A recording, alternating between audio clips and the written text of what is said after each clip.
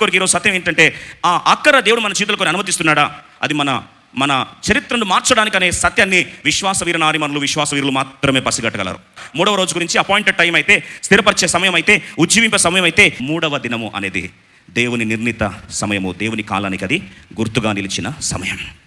ఈరోజు అడుగుతున్నా, please be smart enough to spot the appointed time of your life. నీ జీవితంలో నిర్ణీత సమయాన్ని గుర్తుపట్టే జ్ఞానాన్ని ఎంత త్వరగా పొందుకుంటే అంత మంచిది. Supreme reference for the word of God, spot the appointed time of God. మరి ఎంత తెలియపడాలంటే, ఆమె 3వ రోజు అనే దాని గురించి ఎట్లా తెలుసండి మర్మం? ఆ రోజు వెంటనే వెళ్ళి వాక్య పరిచయం చేసే దేవుని సేవకుని అడిగిందంటే కాదు.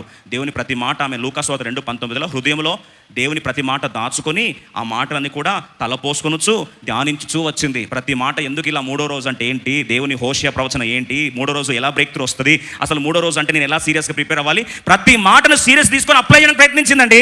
She apply the word of God. Therefore she was wise enough to spot the appointed time of God. దేవుని నిర్ణీత సమయం ఏం చేసిందండి? అట్టే పసిగట్టేసింది. ఎందుకు చెప్తున్నా తెలుసా అండి? If the God really wants to change you, 3 మాటలు చెప్తా. Be cautious, watch out. I repeat this line, watch out for God's word, watch out for God's people of influence, watch out for the need. ఈ 3 మాటలు గుర్తుపెట్టుకోండి.